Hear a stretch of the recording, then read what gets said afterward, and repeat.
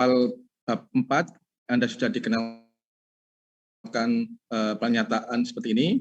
Pertama, semua laki-laki adalah makhluk hidup. Kemudian Socrates adalah laki-laki.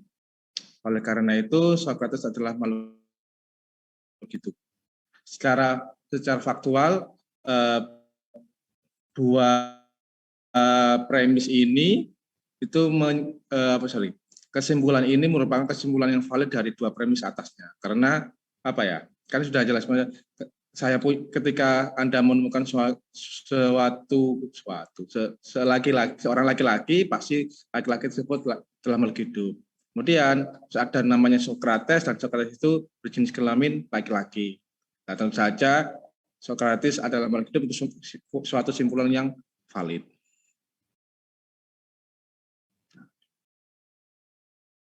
Oke.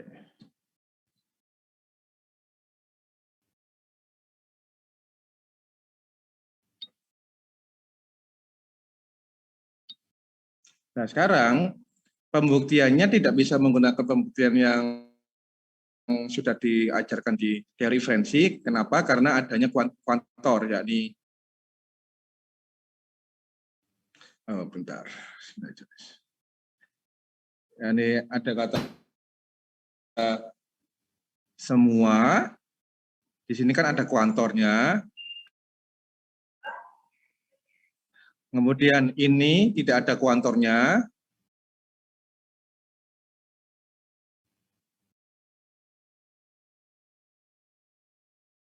Kemudian kesimpulannya juga tidak ada kuantor.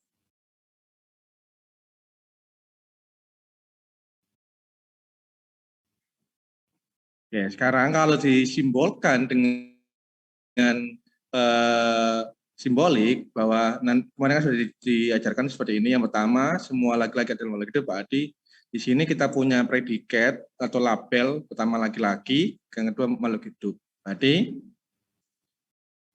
pernyataan pertama dinyatakan seperti ini, yang kedua ini lah kesimpulannya. Nah ini seolah-olah seolah-olah menggunakan modus ponen. Seolah-olah. Kenapa? Karena ini kan LX maka MX, LS kemudian MS. Nah ini kan kalau seperti ini, misalkan saya ganti seperti ini Anda sudah sepakat, Anda sudah paham bahwa ini ya adalah menggunakan modus ponen. Tapi ada sesuatu yang hilang. Maksudnya ada suatu aturan yang perlu diterapkan dari sini, Anda bisa mengubah seperti ini. Nah ini makanya subbab ini adalah membahas bagaimana cara menerapkan teori inferensi yang di mana pernyataannya atau premis-premisnya itu terdapat kuantor. Oke.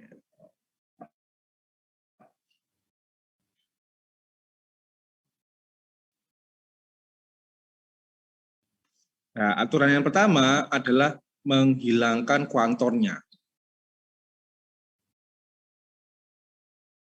Kenapa? Karena kan logikanya kalau kuantor universal kan untuk semua objek yang dalam diskusi kan. Jadi kalau kuantornya saya hilangkan, misalkan seperti ini, untuk setiap X, maka jika X adalah laki-laki, maka adalah perempuan, maka Anda sembarang mengambil objek X ataupun objek yang lain, misalkan Y, pasti juga memenuhi bahwa LX maka LMX ataupun LY maka MY. Jadi maksudnya terserah simbol atau objek yang Anda terapkan itu pasti tidak mengubah kebenarannya, tidak mudah kevalidannya. Jadi aturan pertama adalah seperti ini.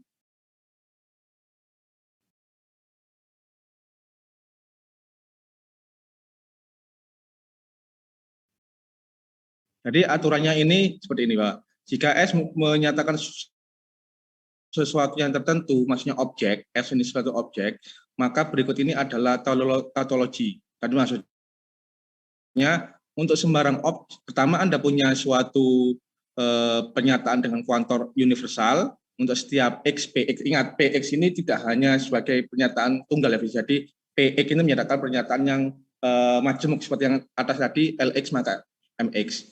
Intinya, aturan spesifikasi universal atau penghilangan kuantor universal itu untuk sembarang ini pernyataan dengan menggunakan kuantor universal, Anda bisa mengganti objeknya dengan sesuka Anda. Maksudnya ini, kalau Anda punya untuk setiap XPX, maka simpulan PS adalah valid.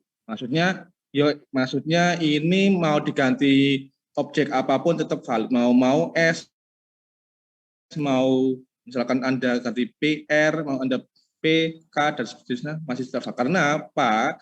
Karena namanya universal kan untuk setiap X yang dalam pembahasan. Berarti Anda menerapkan mengambil objek tertentu diterapkan pada pernyataan P atau predikat P pasti tetap berlaku. Oke. Kami sini tanyakan.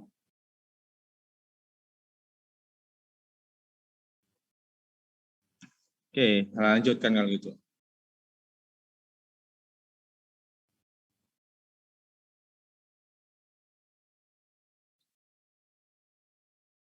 Sekarang gini. Nah, tadi sudah saya singgung bahwa tujuannya kan seolah-olah itu Anda punya seperti ini. Anda punya LS, maka MS, kemudian Anda punya LS, dan simpulan MS itu valid dengan menggunakan aturan modus ponens. Nah, sekarang jembatannya adalah langkah ketiga.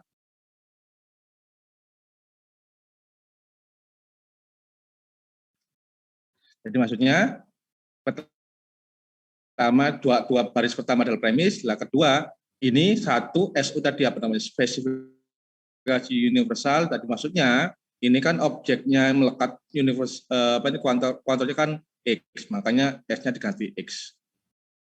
Nah sekarang dari 3, 4, Anda baru bisa, 3, dan 2, Anda bisa menerapkan modus ponens. Jadi seperti ini maksudnya. Jadi ada cara Anda bisa menghilangkan kuantor dari syarat-syaratnya ini dihapus, dan Anda bisa menggunakan objek yang sesuka Anda. Maksudnya dari baris ke-1 ke baris ke-3 itu ilustrasinya adalah Anda menghapus kuantornya. Ada yang tanyakan? Ada yang tanyakan di kelas? Yang di Zoom ada yang tanyakan? Halo, suara saya apakah terdengar? Terdengar. Halo.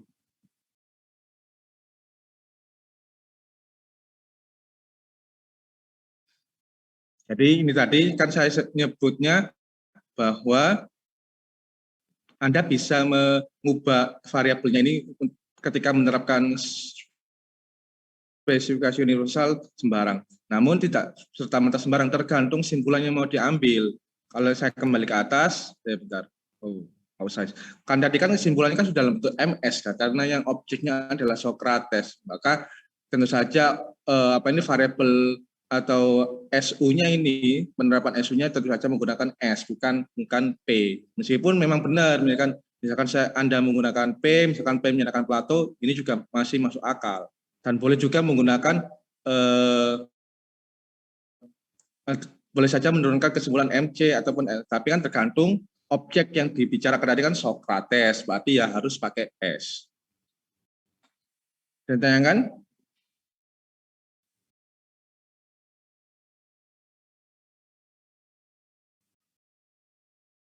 Oke.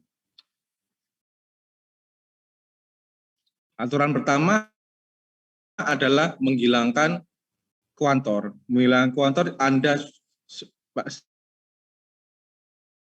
saya tidak bingung karena tidak ada sesuatu yang aneh. Maksudnya ketika semuanya memenuhi, untuk semua objek dibicarakan memenuhi pernyataannya tanpa kuantor, pasti objek-objek terpilih beberapa pasti juga memenuhi. Oke, kita berikan contoh. Oke, di sini kita punya pernyataan setiap bilangan positif adalah lebih besar dari 0. 1 adalah bilangan positif, 3 adalah bilangan positif. Oleh karena itu 1 dan 3 adalah lebih besar dari 0. Oke, jadi pertama di sini kita punya label atau predikat bilangan positif, berarti bisa kita simbolkan dengan P besar. Kemudian kemudian ini berarti 1 adalah bilangan positif, berarti di sini kita punya P1.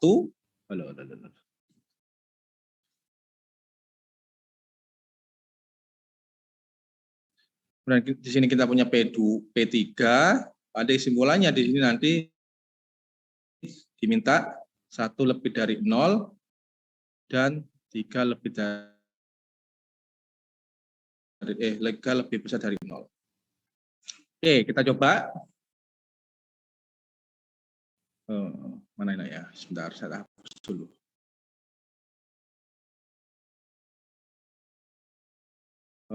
Ada kelihatan dong nanti. Nggak usah skala apa-apa aja. Oke. 3 baris pertama premis. Yang pertama karena gini kan, oke. Tentu saja Anda jelas paham bahwa ini kan simpulannya tidak ada premisnya, tidak ada premisnya. Simpulannya tidak ada kuantornya, berarti pasti Anda perlu menerapkan SU. Oke. Sekarang ingat teori inferensi kan pada dasarnya kan kita bergerak mundur kan. Ini kan kesimpulannya ini. Ada 1 lebih dari 0, 3 lebih dari 0. Berarti untuk di sini pada akhirnya kita pasti butuh konjungsi kan, karena kita mau menggabungkan 2 pernyataan. Kemudian ini 1 lebih dari 0, 3 lebih dari 0 kan diperoleh dari sini kan. Berarti Anda nanti perlu menerapkan juga SU, X-nya diganti 1, dan juga SU yang kedua, X-nya diganti 3. Kemudian setelah dapat itu, berarti kan ini, berarti 1, berarti pada akhirnya juga menggunakan modus eksponen. Paham? Yang di Zoom? Oke, ya sudah. Oke. Baris keempat.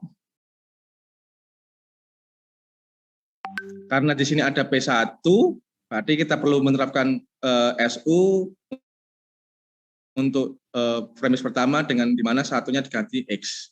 Kemudian dari 2 dan 4 kita dapatkan 1 lebih dari 0 menggunakan modus eksponen. Dengan cara yang sama kita dapatkan kita perlu menerapkan SU untuk 3 menggantikan X. Kemudian dari 3, 6 sama sebelumnya kita dapatkan 3 lebih dari 0. Terakhir kita dapat menerapkan 5 dan 7 menggunakan konjungsi.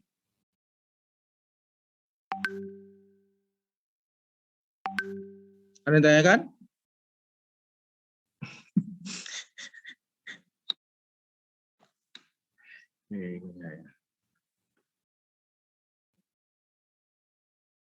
Oke, nanti ya sudah supaya nanti Anda bisa nanti kita latihan aja. Oke. Jadi yang perlu diperhatikan adalah ketika Anda menerapkan SU selalu dikasih keterangan 1 untuk X ataupun 3 untuk X itu menunjukkan apa yang diganti apa. Apa yang diganti apa? Apa itu? Objek apa yang menggantikan term X di premis yang menggunakan kuantornya.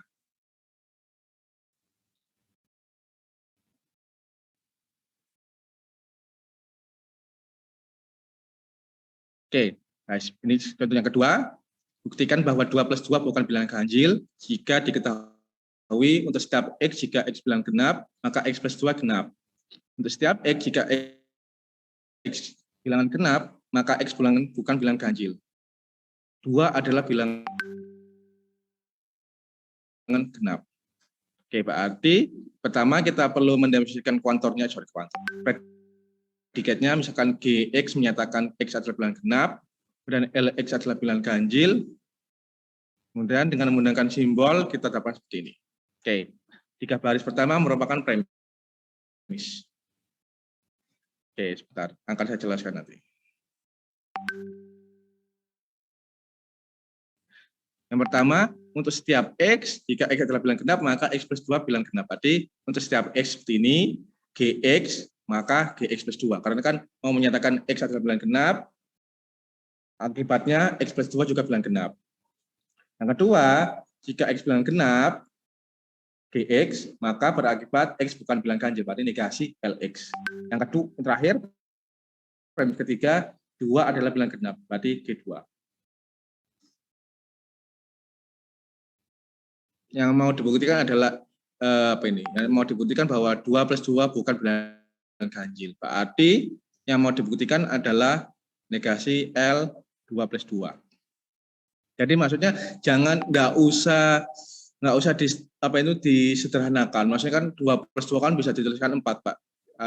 Supaya bersesuaian dengan pelambangannya ini, berarti tuliskan apa adanya. Kalau tadi kan X adalah bilangan genap, GX berarti X plus 2 bilangan genap, berarti GX plus 2. Kalau 2 plus 2 bukan bilangan ganjil, berarti kan sama saja negasi dari L 2 plus 2. Nggak usah dituliskan L negasi L4. Oke, sekarang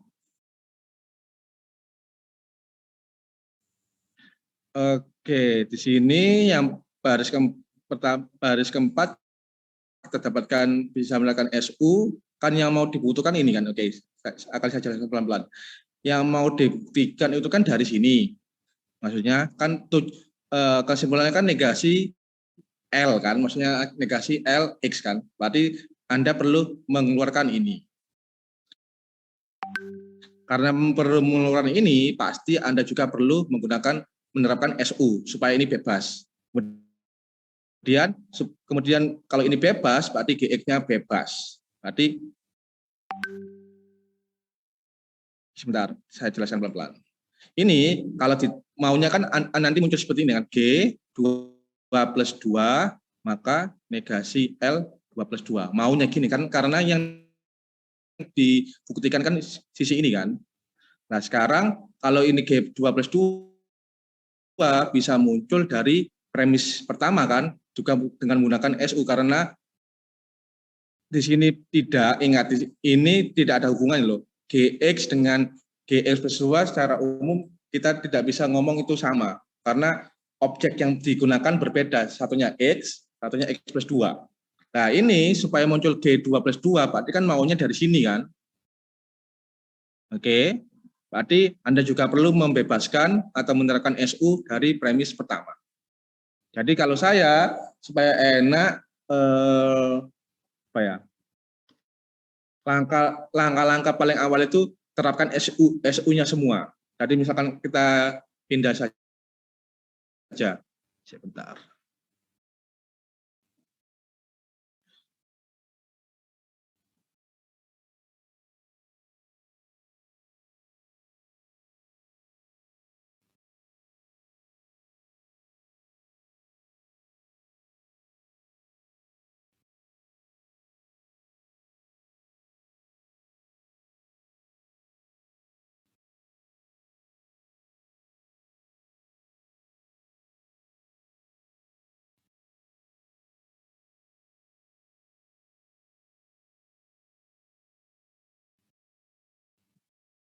Oke.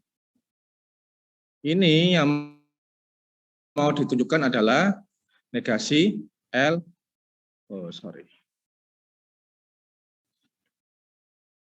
Negasi L 2 plus 2.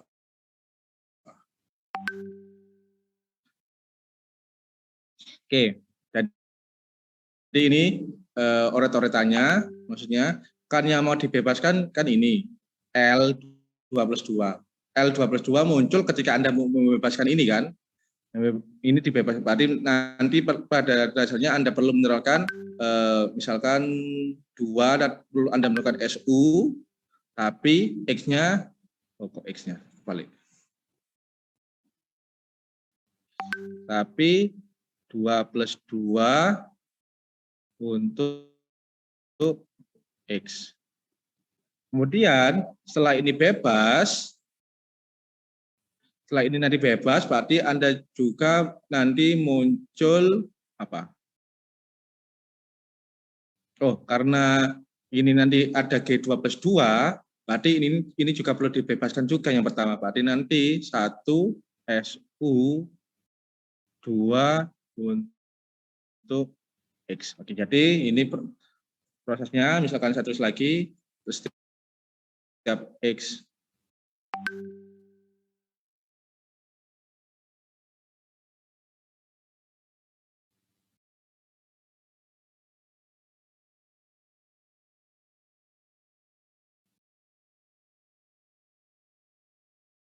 Oke, yang pertama misalkan saya foto, kalau saya menerapkan 1 SU, 2 untuk X, saya peroleh untuk setiap X, kok untuk setiap X, ada kuantumnya lah sekarang. G2, apa pakai garis?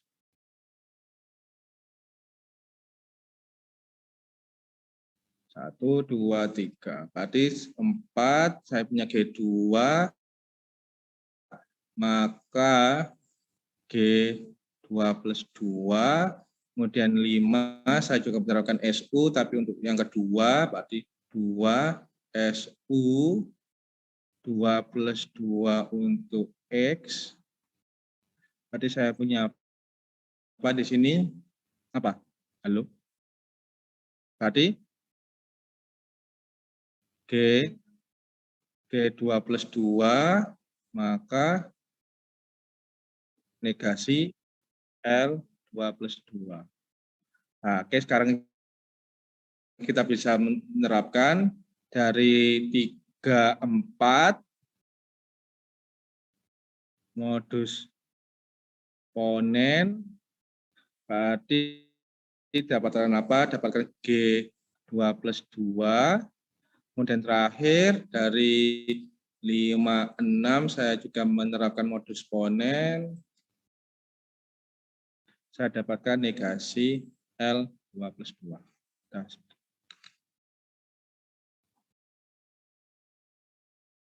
jadi tekniknya sama seperti sebelumnya, bahwa teori evolusi kan pada dasarnya kan Anda bergerak mundur. Anda mau butuh apa, berarti Anda cari tahu supaya ini muncul, apa yang harus dibebaskan.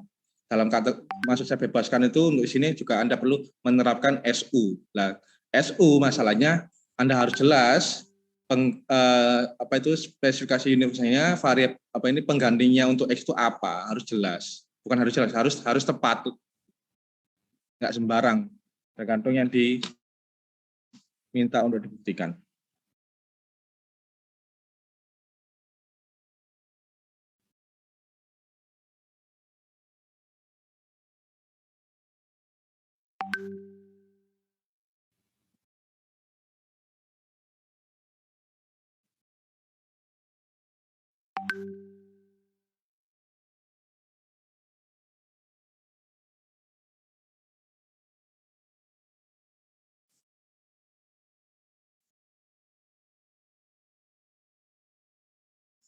Ditanyakan?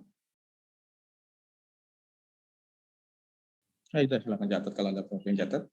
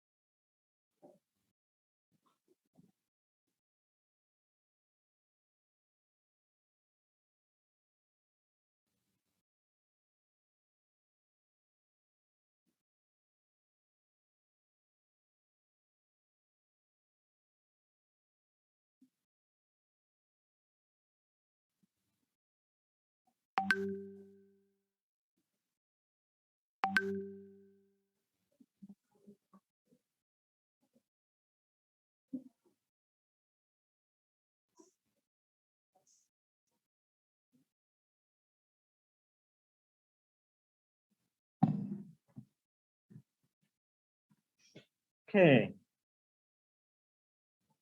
Lanjutkan.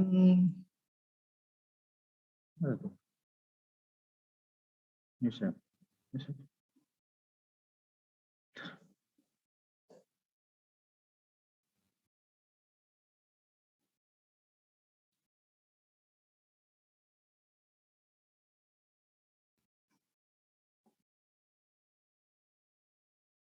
Oke. Gini, saya katakan bahwa jika ada suatu argumentasi yang terdapat dua premis dengan kuantum yang sama, penggunaan variabel tidak berarti harus sama. Maksudnya ya apa itu sekali lagi ketika menerapkan SU itu pada dasarnya kan bebas terserah Anda, tapi harus dilihat variabel apa yang menggantikan misalkan term X-nya tadi atau simbol X-nya. Oke, contoh yang selanjutnya. Oke, misalkan gini. Oke, ini jelas karena ada L di sini, negasi L, berarti Anda perlu menerapkan SU pada baris premis pertama.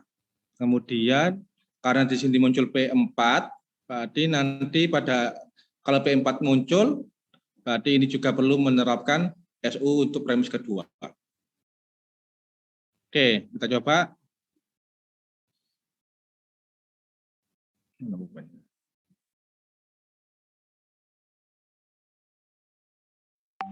Oke, ini misalkan baris pertama, biar cepat, 2, 3, 4.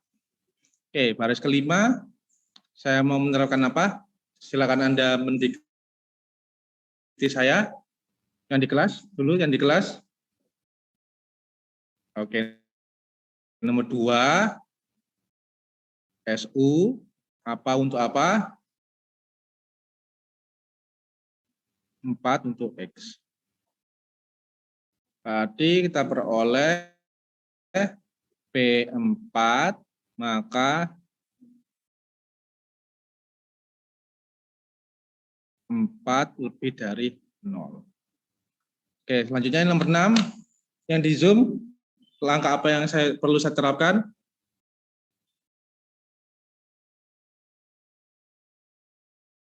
Halo? Halo?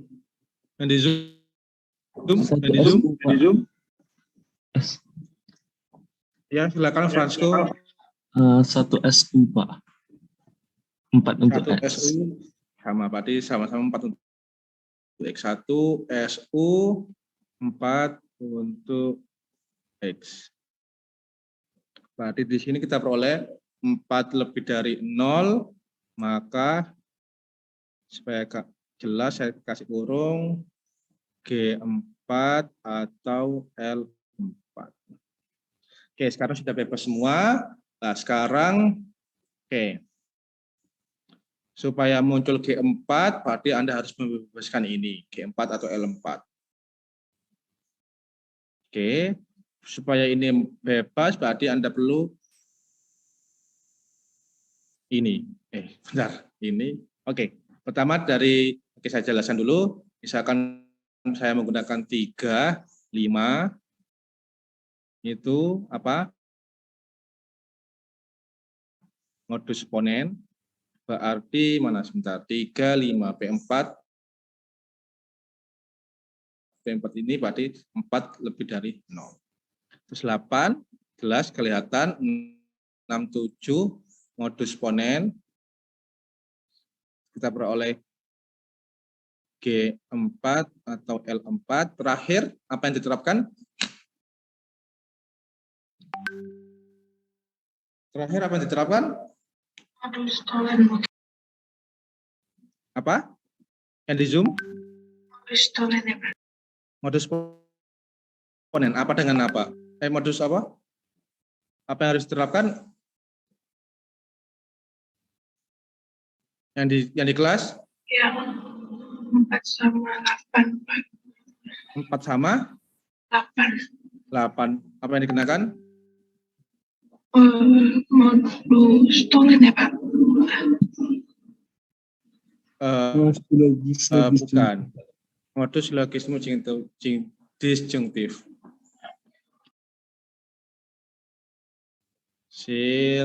Dis. Berarti negasi, negasi. G4. Jadi seperti itu prosesnya, sama mirip dengan aturan teori inferensi sebelumnya. Anda bergerak mundur, tapi Anda harus bisa mengidentifikasi penerapan SU, kemudian SU-nya itu apa yang menggantikan apa.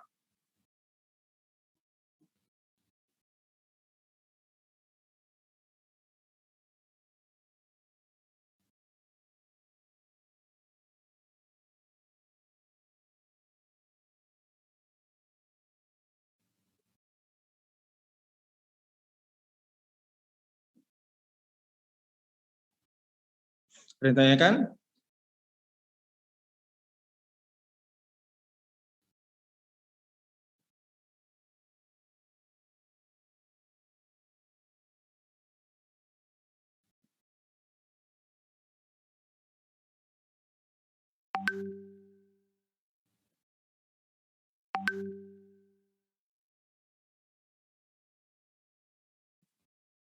Oke, kalau itu saya lanjutkan.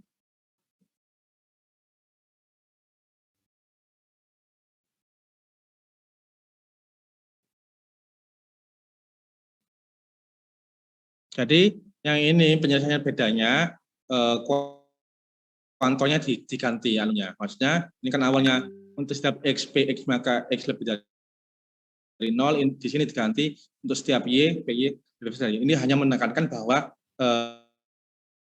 posisi atau apa ini variabel X, Y-nya ini sebenarnya kan variabel dan terserah Anda mau menggunakan apa. Kan inisial nama Anda depannya M, ya Anda bisa menggunakan M.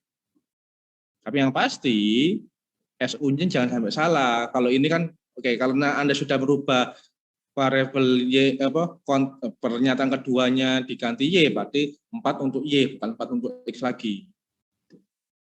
Kemudian yang ini tadi, ini nama lainnya yang tadi silogisme itu modus tollens ponen. Itu seolah-olah gabungan antara ponen dengan tollens. Oke.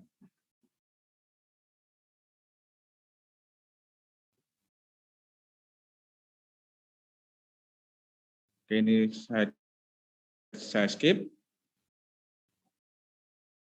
Nah, sekarang aturan kedua. Aturan kedua itu kebalikannya SU. Kalau SU kan menghilangkan kuantor, yang ini menambahkan kuantor. Tapi hati-hatinya seperti ini, bahwa menambahkan kuantor nggak bisa sembarangan. Misalkan di sini saya punya pernyataan, oke, misalkan, misalkan ada anggota DPR yang koruptor. Kan ada kan? Berarti saya melakukan pernyataan, misalkan seseorang inisialnya S, S-nya itu tadi koruptor, berarti kan BS, berarti menyatakan S anggota DPR, maka CX, CK kan, KX, salah. Misalkan saya ganti aja mana.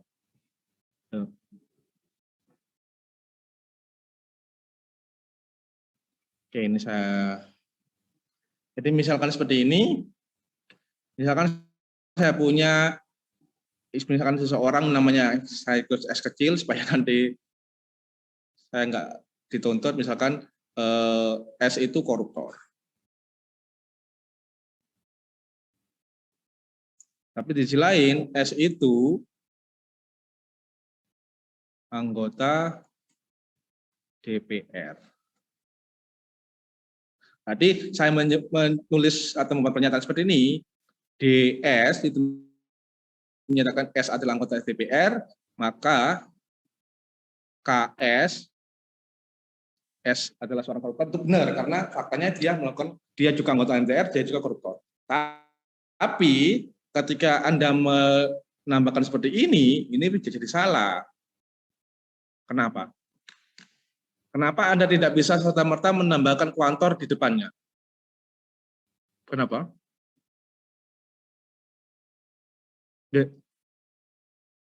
Yang di Zoom kenapa? Kenapa ini nggak boleh? Kenapa Anda tidak bisa serta-merta seenaknya menambahkan kuantor di depan? Kenapa? Yang di kelas? Yang di Zoom? Mungkin Melika, kenapa? karena dua-duanya itunya S, Pak. Bukan. Ya karena alasannya sederhana. Karena tidak semua anggota DPR itu koruptor kan. Maksudnya bisa jadi ada anggota DPR yang jujur kan masih ada kan. Saya tidak ngomong, berarti gini loh. Contoh lain misalkan Anda punya kekasih selingkuh, terus Anda ngomong semua laki-laki itu tukang selingkuh, kan nggak boleh kan, nggak bisa seperti itu kan. Makanya hati-hatinya di sini. Anda boleh menambahkan kuantor, tapi ada aturannya. Ini belum saya jelaskan aturannya. Sudah saya tekankan, menambahkan kuantor itu tidak semudah menghilangkan kuantor. Kalau menghilangkan kuantor itu sudah pasti benar, karena dari sesuatu yang umum, general, terus dispesifikasi. Sesuatu yang ketika suatu objek itu memenuhi sesuatu yang general, pasti juga memenuhi sesuatu yang spesifik. Tapi tidak sebaliknya. Ketika Anda menemukan satu orang, dua orang, misalkan tadi anggota DPR itu koruptor, Anda tidak bisa menyimpulkan semuanya koruptor. Bahkan ketika ada, misalkan ternyata banyak banget, misalkan 200 anggota DPR itu koruptor, Anda tidak bisa menyimpulkan semuanya juga koruptor. Karena kata-kata semua itu menyangkut ke semua pembahasan atau semua objek yang dalam pembahasan tersebut. Bahkan ketika gini, salah satu contohnya misalkan ada 1.000 anggota DPR, terus Anda menemukan bahwa 999 koruptor. Anda masih belum bisa membuat pernyataan semua anggota DPR adalah koruptor. Anda baru bisa ketika Anda orang ke 100, orang ke 1.000 juga koruptor. Tadi paham kan maksudnya? Penambahan kuantor tidak bisa sembarangan. Oke, saya kembali ke sini.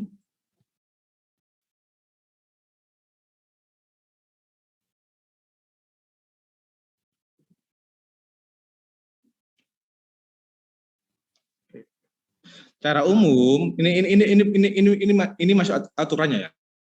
Belum syarat bisa menambahkan kuantor. Secara umumnya gini, apapun yang dapat ditegaskan atau diberikan dari premis untuk sembarang objek haruslah berlaku untuk semua objek. Harus itu aturannya seperti itu.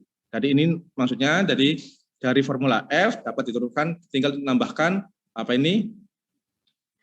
kuantor universal di depannya. Nah, sekarang kapan bisa, kapan tidak ini. Yang pertama, mana tadi pulpennya? Ini. Aturan JU atau apa tadi? Namanya GU tadi. Generalisasi universal tidak dapat diterapkan pada premis tambahan. Tidak bisa diterapkan pada premis tambahan yang memuat variabel tanpa kuantor. Nanti akan saya jelaskan lebih lanjut. Dengan yang kedua, GU juga tidak boleh diterapkan selama masih dalam bukti subordinat. Subordinat itu ketika Anda menggunakan bukti kondisional, maksudnya Anda memberikan premis baru, berarti kan digeser kan. Selama geser ke kanan, Anda tidak boleh menerapkan GU. Jadi dua syaratnya. Pertama, Anda tidak boleh menerapkan GU pada premis tambahan yang memuat variabel tanpa kuantor. Nanti saya jelaskan. Yang kedua, Anda tidak boleh menerapkan ketika masih disorong, ketika masih ketika masih dalam bukti subordinat. Jadi itu saya akan jelaskan dengan menggunakan contoh di bawah. Sebentar.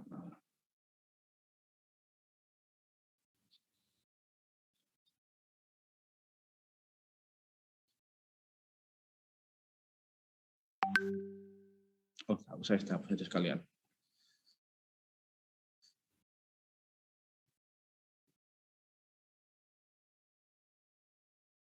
Oke, ini ada argumentasi seperti ini. Tidak ada domba yang ingin belajar, tidak ada mahasiswa yang tidak ingin belajar, semua ternak adalah domba, oleh karena itu tidak ada ternak yang menjadi mahasiswa. Nah, ini pertama akan saya jelaskan bagaimana menuliskannya secara simbolik. Jadi pertama,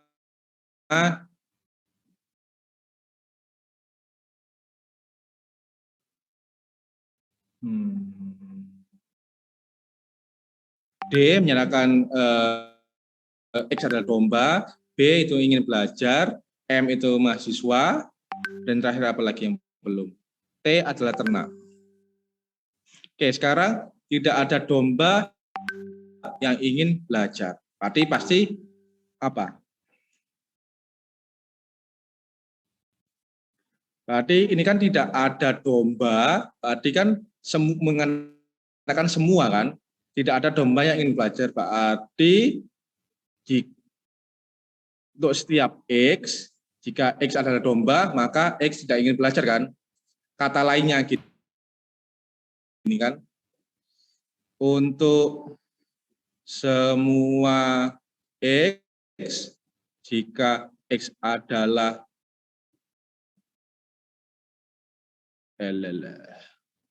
jika X adalah domba, maka X tidak ingin belajar. Oke, jadi ini bentuk lainnya. Berarti kan kalau dinyatakan simbolnya seperti ini. Ini kalau dari sini ke sini Anda sudah pasti paham. Karena untuk setiap X ada kuantor depannya. Jika X adalah domba, itu DX. X tidak ingin belajar, berarti dikasih BX. Yang kedua, dengan cara yang sama, tidak ada mahasiswa yang tidak ingin belajar, berarti untuk setiap X, jika X adalah mahasiswa, maka X ingin belajar. Maka seperti ini. Terakhir, ini jelas, semua ternak adalah domba, berarti untuk setiap Z, TZ, maka DZ. Nah, sekarang ini semua premisnya dengan kuantor universal, simpulannya juga ada kuantor universal. Nah, ini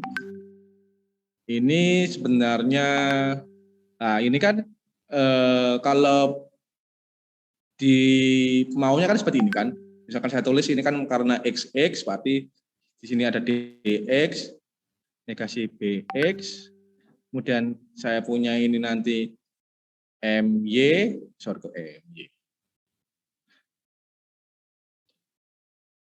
MX maka BX, kemudian TX maka DX. Ini.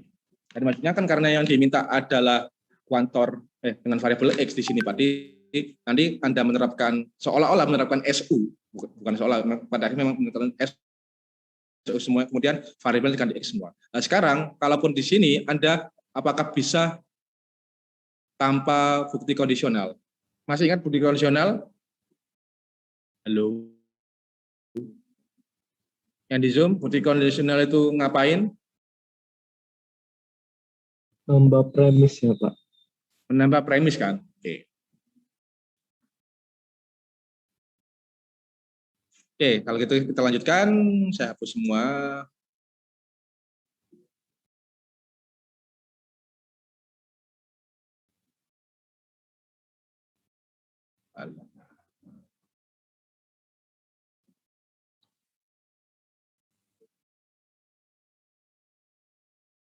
Oke, seperti ini.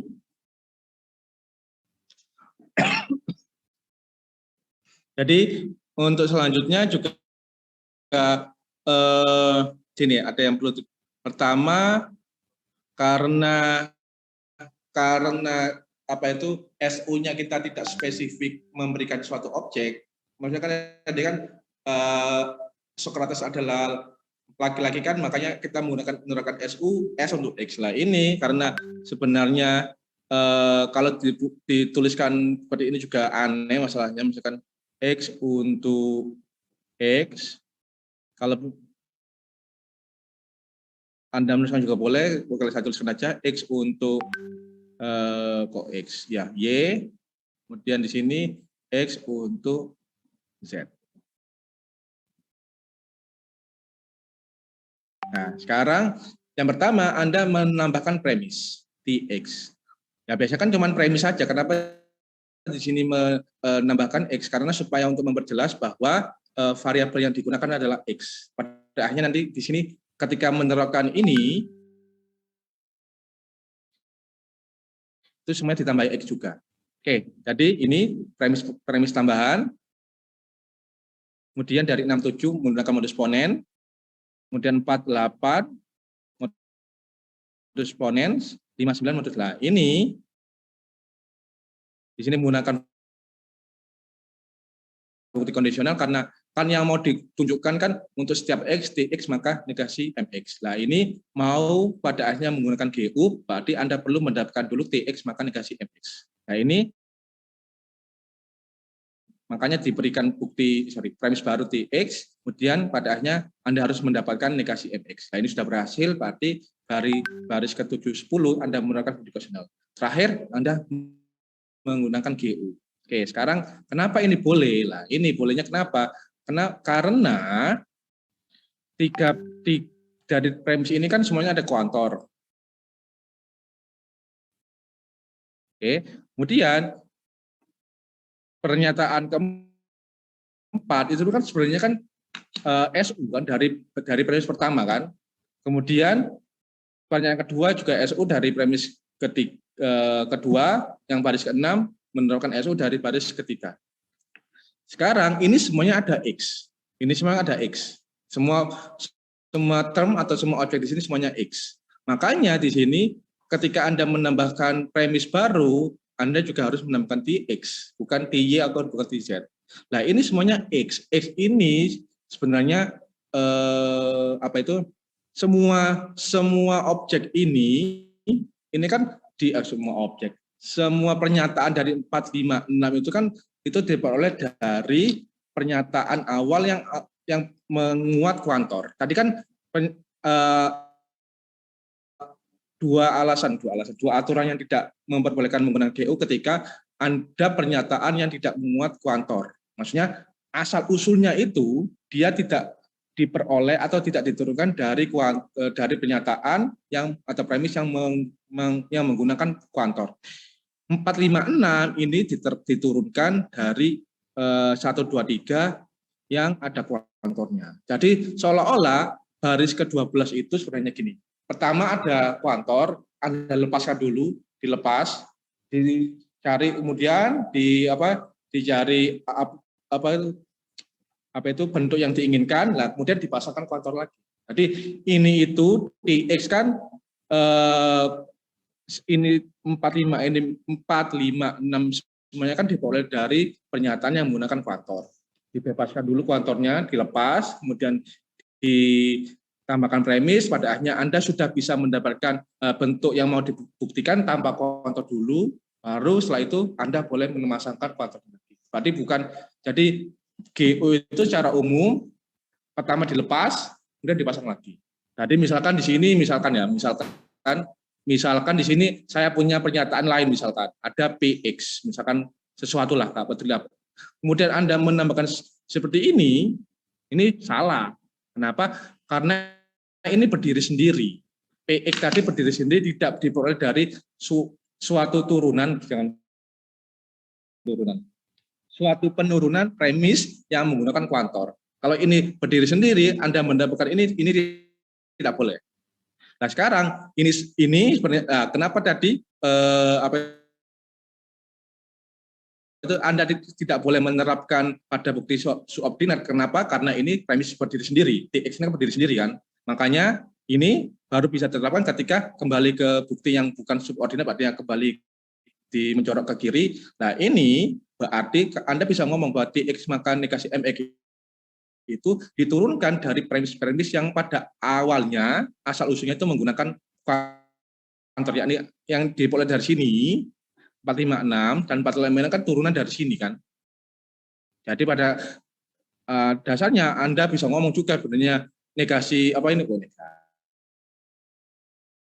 kuantor ini pertama dibebaskan dulu, kemudian Anda menggunakan bukti kondisional dengan menemukan premis. Selama Anda masih di bukti subordinat, berarti ketika menjorok ke kanan ini Anda tidak boleh menerapkan GU. Dan setelah berhasil, ini kan yang mau dibuktikan, yakni ini kan, untuk setiap X, T, X maka negasi MX, tapi tanpa kuantor. Nah terakhir, karena ini diperoleh dari pernyataan yang asal usulnya menggunakan kuantor universal, Anda boleh menambahkan lagi atau menuliskan lagi kuantor universalnya. Nah, jadi gitu cara menggunakan GU. Sudah jam 8.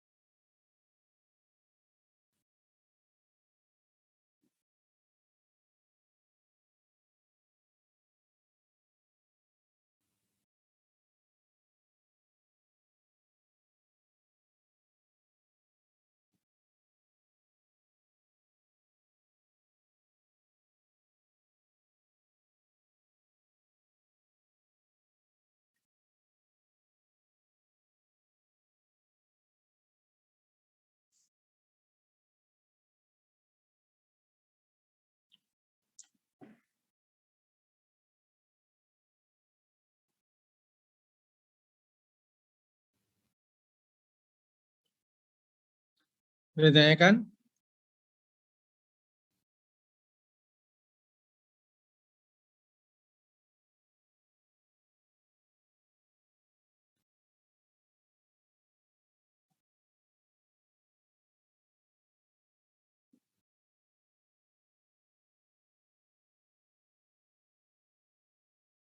Oke, kalau kita lanjutkan.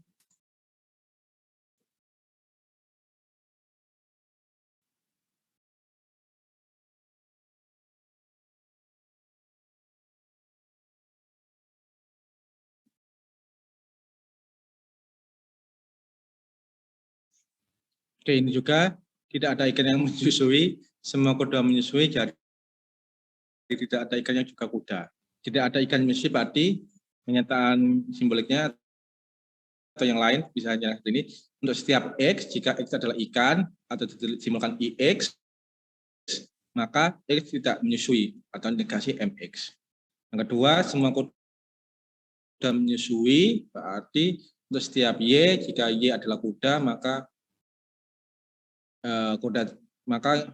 dia mencukup dia. Maka menyusui berarti MY. Terakhir, tidak ada ikan yang juga kuda berarti untuk setiap X, jika X adalah ikan, maka X bukan kuda. Oke. Untuk menuliskan simboliknya, saya rasa tidak terlalu rumit. Sekarang pembuktiannya. Jadi ini 1, 2, pertama Anda menggunakan SU. Yang pertama 1 SU X untuk X lah. Tadi kan ditulis, nggak tulis nggak masalah. Ini KX maka MX, berarti dari 2 SU X untuk Y. Karena yang diminta adalah pembuktiannya adalah IX maka negasi KX, berarti Anda perlu menggunakan bukti kondisional, berarti Anda menambahkan premis baru. Ini kenapa ada?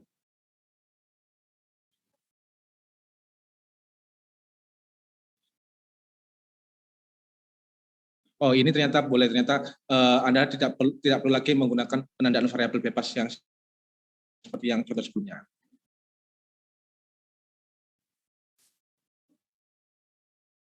Jadi ini IX premis baru, kemudian dari 35 menggunakan modus ponens, kemudian dari 46 modus tollens, karena yang dibutuhkan adalah IX dan juga KX, berarti di sini awalnya premis baru IX, kemudian Anda sudah bisa mendapatkan negasi KX, berarti Anda bisa menggunakan modus bukti kondisional.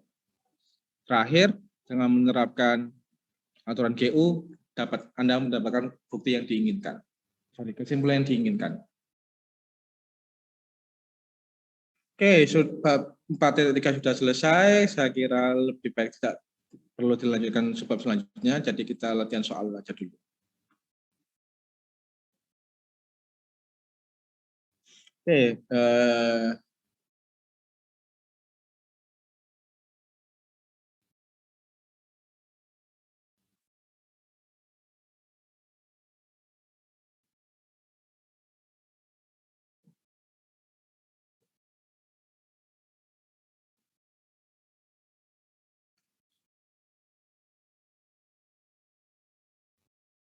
Oke, nomor 1, jelas ini mudah. Mudah nggak ini?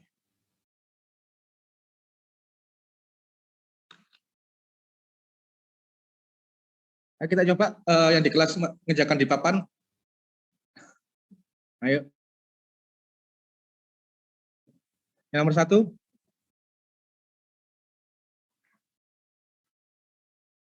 Yang nomor 1, ayo. Siapa yang mencoba nomor 1? Dan sudah kelihatan di situ.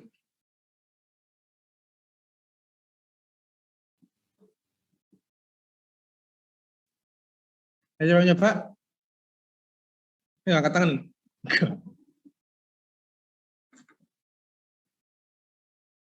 Ayo.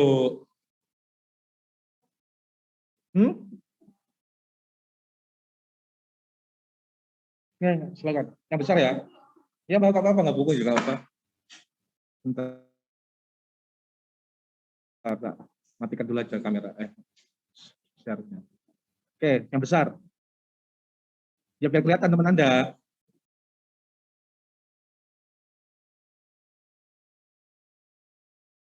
Ya, bagus. Oh iya. Ya, sudah bentar. Saya tulis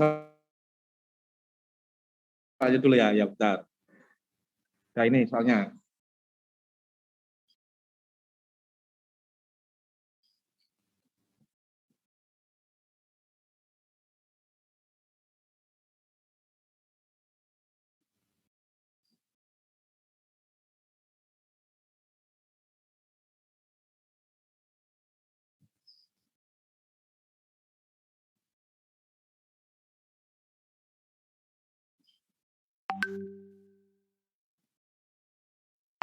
Negasi A.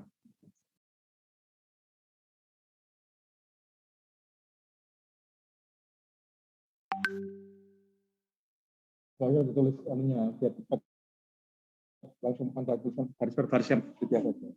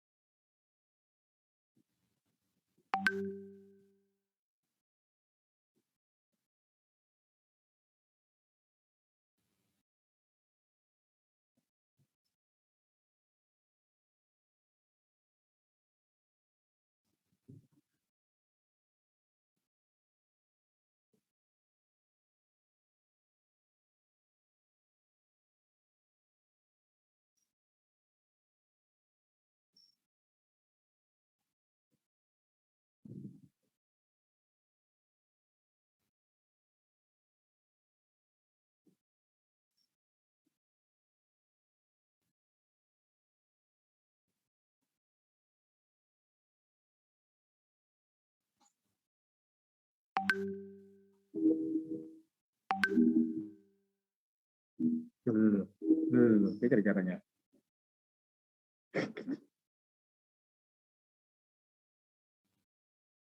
Tidak salah.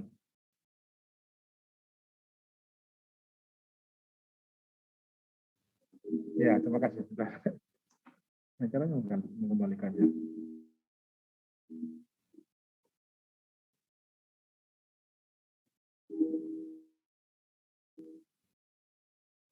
Le.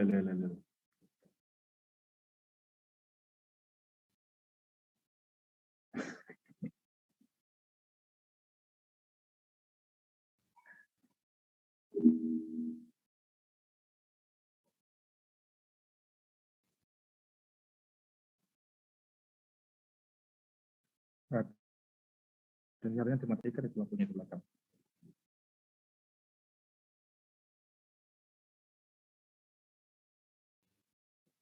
Ya, kelihatan.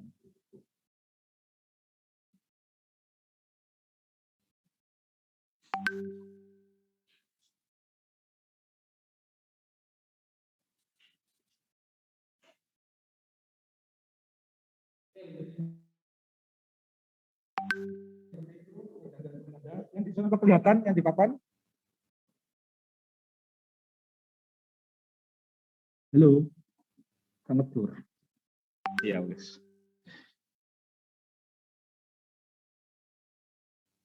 Oke, ya sudah saya tuliskan di sini.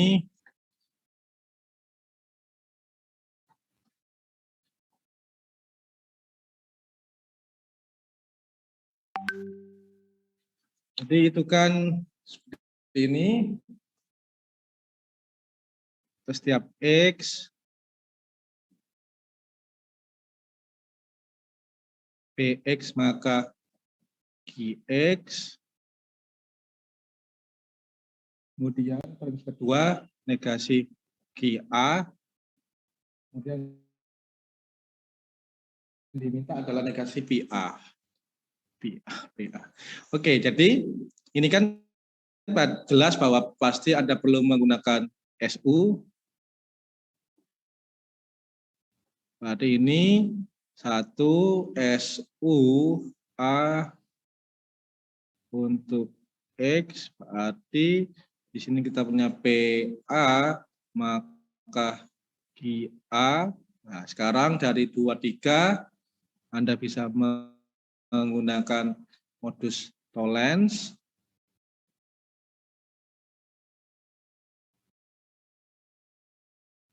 Berarti ini dikasih PA.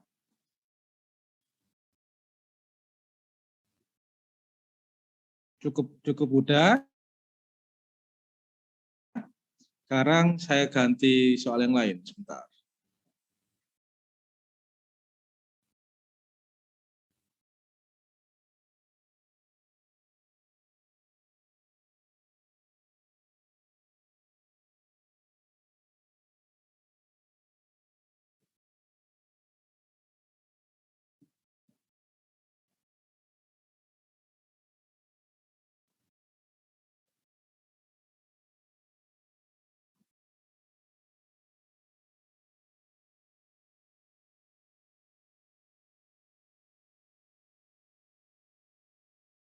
Oke, ini yang menarik ini. Sebentar, saya tuliskan dulu.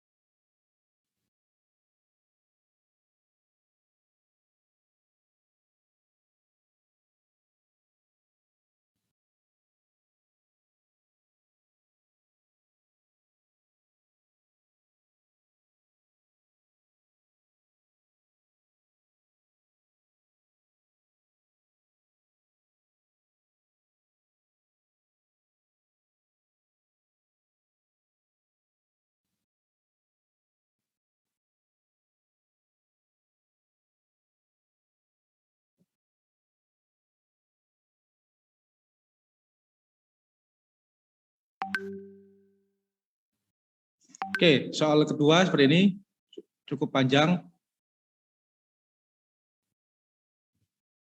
Oke, saya tuliskan dulu. Di sini misalkan satu, tak tuliskan premisnya, untuk setiap X, Y, Z, X lebih dari Y, dan Y lebih dari Z, maka X lebih dari Z.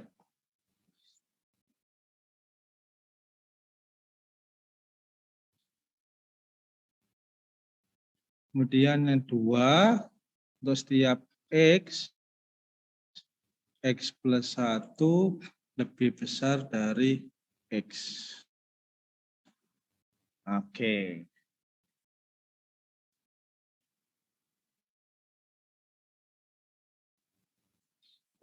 Hari ketiga, apa yang perlu saya lakukan?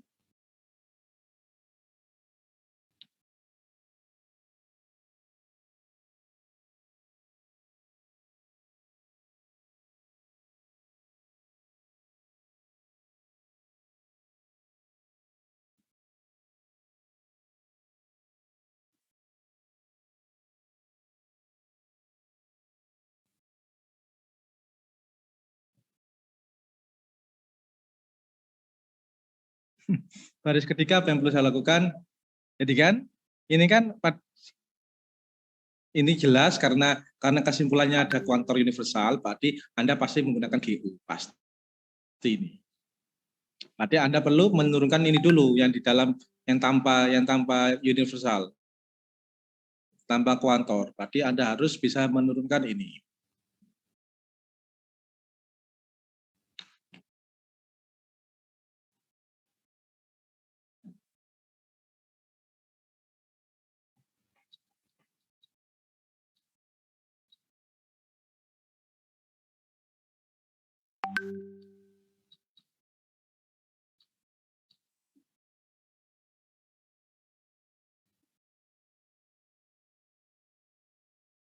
Berarti supaya Anda ketemu X plus 3, berarti Anda perlu SU, SU-nya dari premis ke pertama atau premis kedua?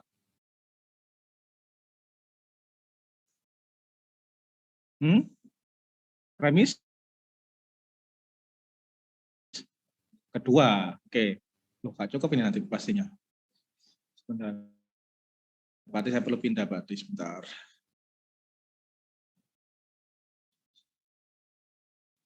Oke, saya tak pindah ke sini.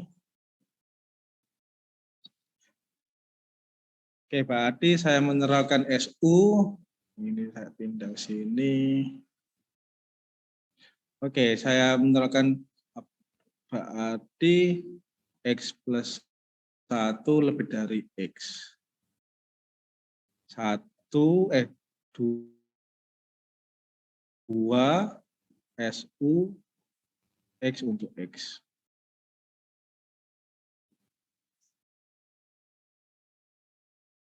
Tapi saya juga bisa menggunakan SU lagi. X plus 3 lebih besar dari X plus 1. Ada di sini. Berapa ini? 2 SU X plus 2 untuk X. Oke, sudah kan? Sudah ini. Nah ini kalau secara aljabar boleh lah. X plus 3 lebih dari 1, X plus 1 lebih dari X, berarti X plus 3 lebih dari X kan. Boleh, tapi kan kita nggak menggunakan secara aljabar, harus secara logika. Nah sekarang ini itu bisa kita menerapkan ini. Maksudnya kan ada dua kan. Maksudnya jika X lebih besar dari Y dan Y lebih besar dari Z, maka X lebih besar dari Z. Cocok kan? X plus 3 lebih besar dari X plus 1, X plus 1 lebih besar dari X, berarti X plus 3 lebih besar dari X. Cocok kan? Halo? Berarti 4.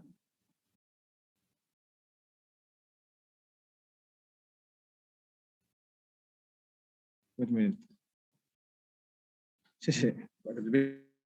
Ini saya. Oh iya. Sorry. 5, saya menggunakan ini. X plus 1 lebih besar dari X, dan X plus 3 lebih besar dari X plus 1. 3, 4, konjungsi. Nah, sekarang 6, saya mau membebaskan ini. Berarti saya bisa menuliskan seperti ini. X plus 1 lebih besar dari X, bentar nanti. Kemudian, dan X, wait minute. Oh, sorry, salah.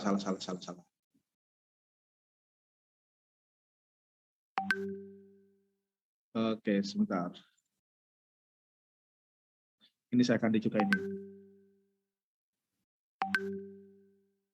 Jadi ini itu saya tuliskan seperti ini supaya jelas. X plus 3 lebih besar dari X plus 1 dan X plus 1 lebih besar dari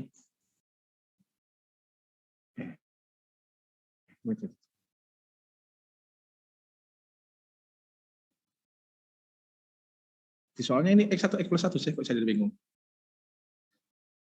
Oke.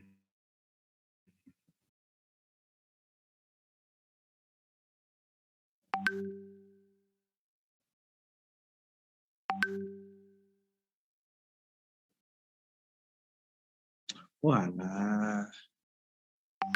Jadi ini kata panjang. Sebentar.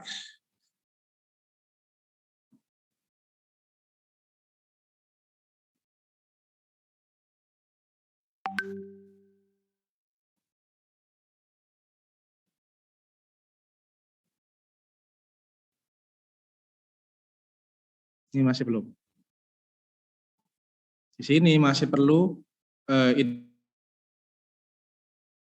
ini kan berarti X plus 2, ini X plus 2 lebih besar dari X1.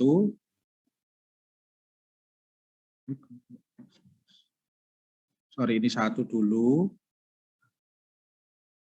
Ya kan, X-nya diganti X plus 1. Kemudian, X plus 3 lebih besar dari X plus 2. 2 SU X plus 2 untuk X. Oke. Sekarang X plus 1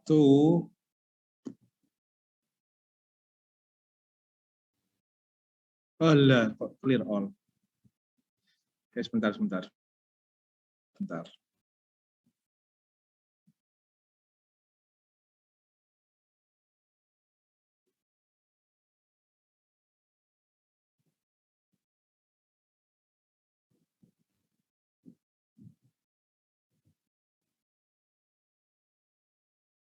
Jadi seperti ini, X plus 2 lebih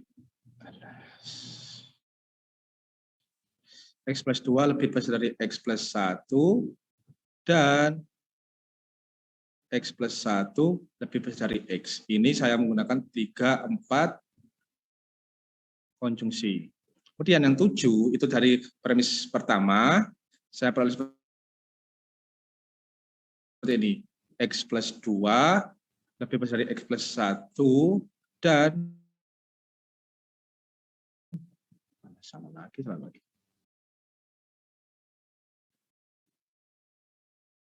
Dan X plus 1 lebih besar dari X, maka X plus 2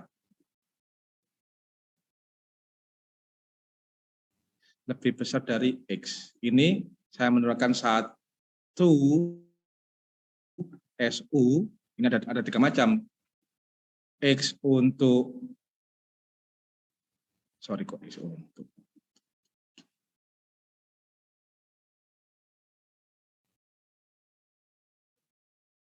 X plus 2 untuk X, maksudnya ini kan X, ini loh dari premis pertama, X plus 2-nya saya ganti X, kemudian X plus 1-nya untuk Y, kemudian Z-nya saya ganti X berarti X untuk Z.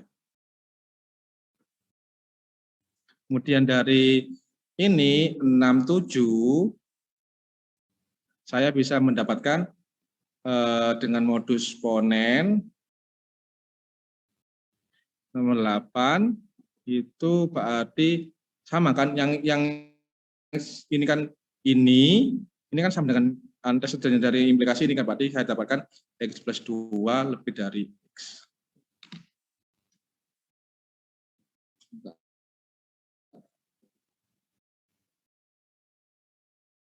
Oh, ini lama ya kalau ini.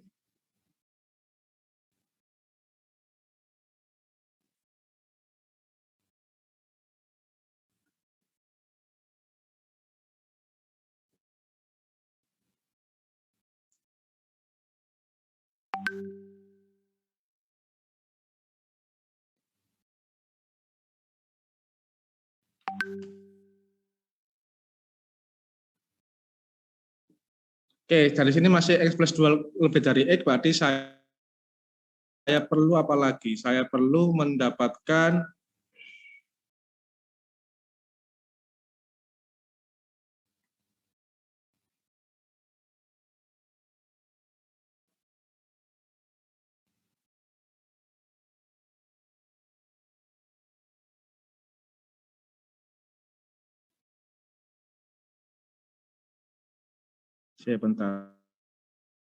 sebentar, saya kok jadi bingung.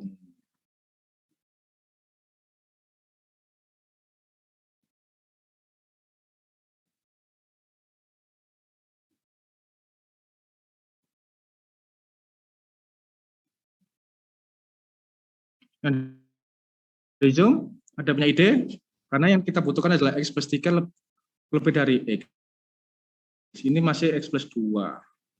Berarti 58 konjungsi, Pak. Kenapa? 58 konjungsi. 58 konjungsi. Oh ya, benar, tepat sekali. 9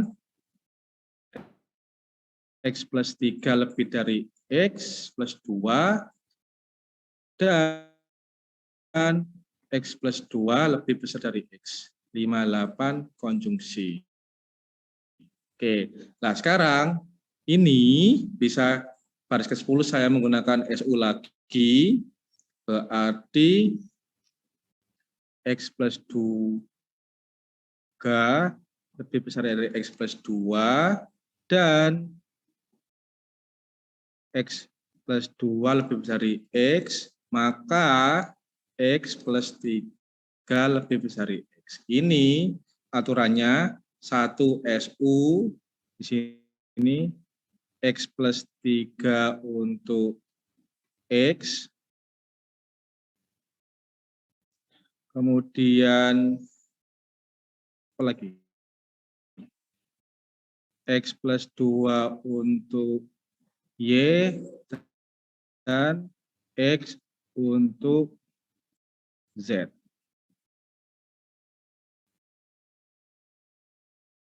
Nah, sekarang terakhir 11 dari 10 dan 9.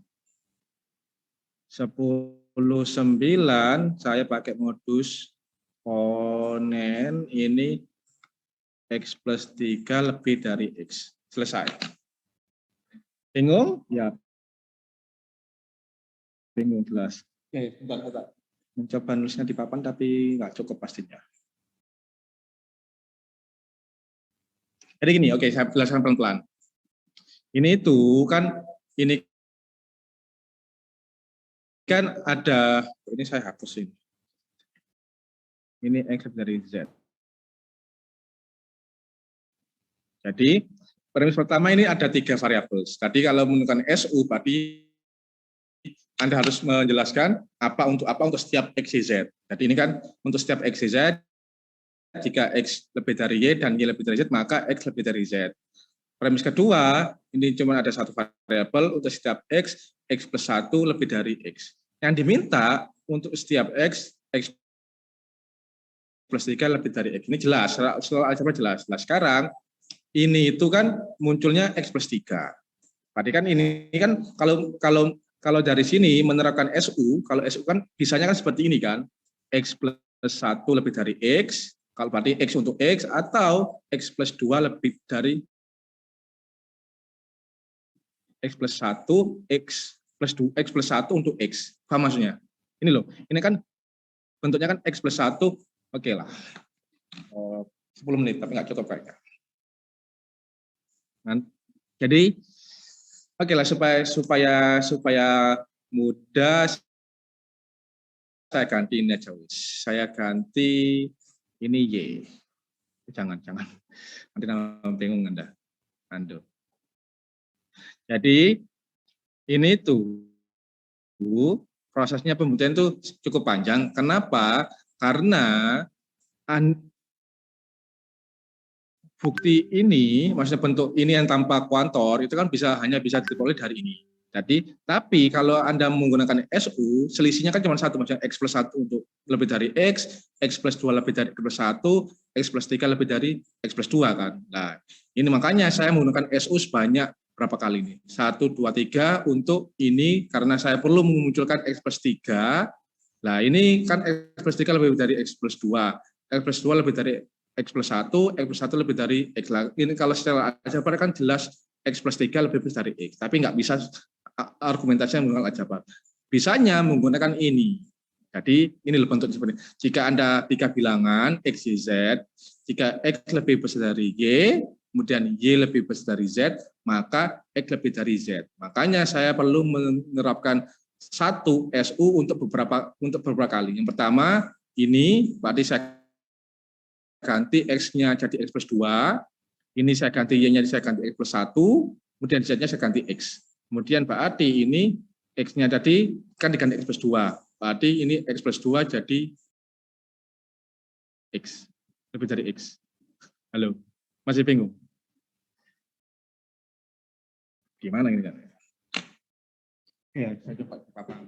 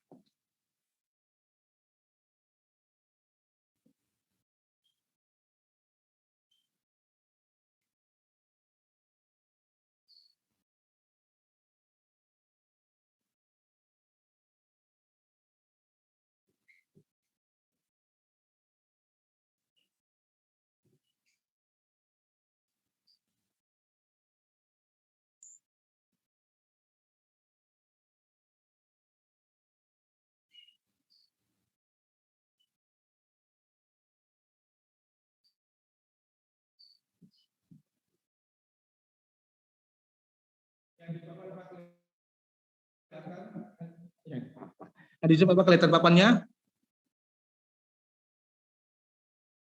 Oh, enggak kelihatan. Geser, Pak.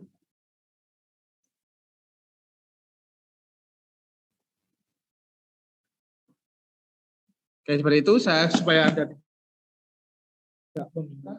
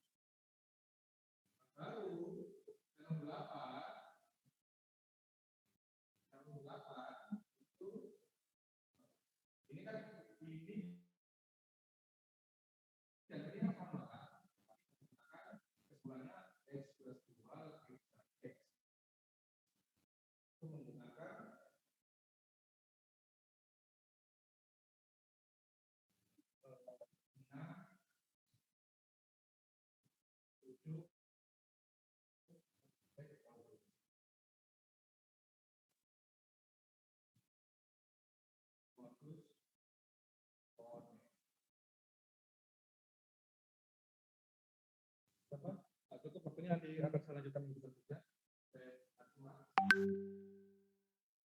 Jadi nanti kan kita sudah dapat kesimpulan dari tetapi kita kan kita butuh mengertikan tapi nanti ini masing-masing konsumsi lagi. Kemudian satu SU menggunakan ini apa aja, kemudian ada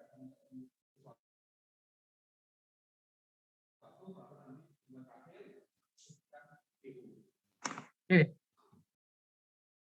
Oke, nanti akan saya siapkan penjelasan yang lebih gampang. Mungkin ada animasinya. Oke. Kita akhiri kuliah hari ini. Wassalamualaikum warahmatullahi wabarakatuh. Sampai jumpa hari Jumat. Waalaikumsalam warahmatullahi Salam warahmatullahi wabarakatuh. Terima kasih, Pak.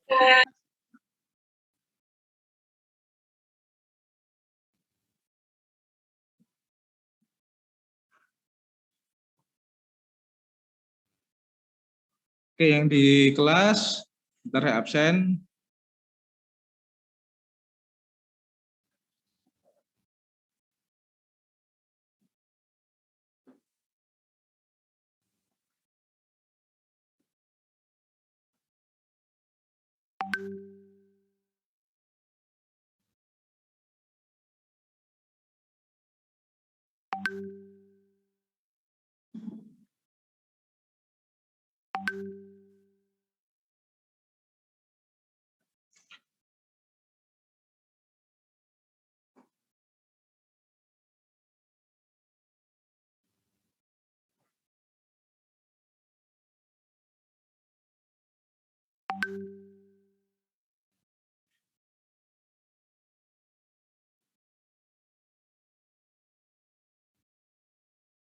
Oke, saya kira ini berapa? 6 ya di sini. Nabila, Salwa, Danisa. Ini nggak ada ya. Dia Narani nggak ada ya.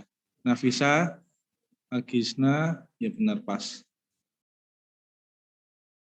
Kosan ini juga ada. Oke, terima kasih. Anda bisa meninggalkan kelas. Tuh. Ya 2, oke.